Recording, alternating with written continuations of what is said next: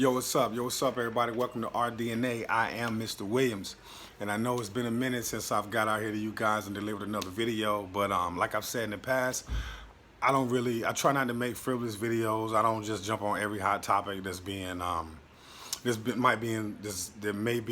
may be being discussed on other platforms. You know what I'm saying? I'm kind of into my own thing. You know, whatever gets my wheels turning. You know, whatever grinds my gears or whatever. You know, the phrasing is. But I'm gonna get right into it. Yesterday, I came across this story in the New York Times, and it was about a sexual assault case in New Jersey involving teenagers. And this particular sexual assault took place in, I think, 2017. And it involved a pajama-themed slumber party where it was co-ed. And there was alcohol involved. And it ended up happening was there was a young lady who was very intoxicated. And a young man at the party led this young woman into an off-limits area of the home in which they were having a party. And, you know, she was, visibly drunk from video and the like. And this kid sexually assaulted this girl, while she was drunk, passed out. And he video recorded it and sent it to several of his friends.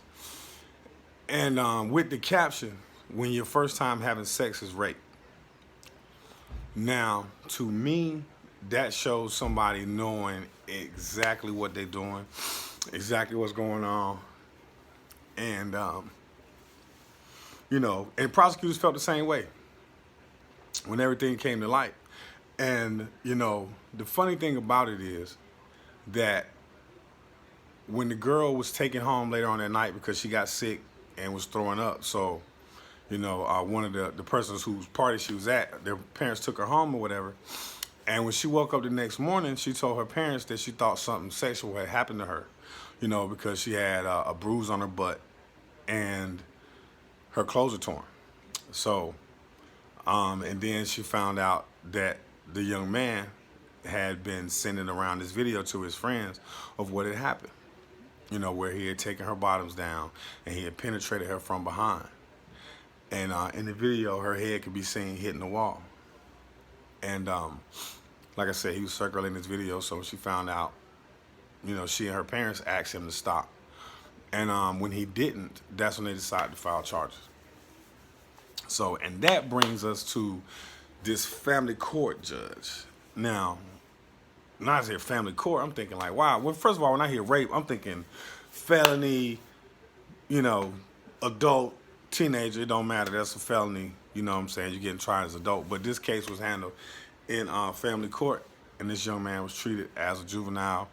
And the prosecutor in Monmouth County, the Monmouth County prosecutor in New Jersey, he wanted to charge this young man as an adult and prosecute him the way that he should have been prosecuted for what he had done, because you could tell that there was a predatory nature and forethought put into what was about to happen and what ultimately did happen.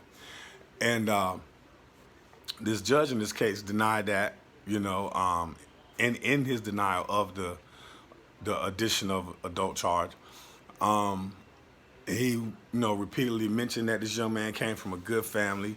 They went to a good school. He got good grades, and he probably was going to go to a good college. Now, I'm pretty sure, just like me reading that, the prosecutor hearing it in the courtroom, the parents, who the young lady, whoever was there, was like, what the hell does any of this got to do with being a rapist? You know what I mean?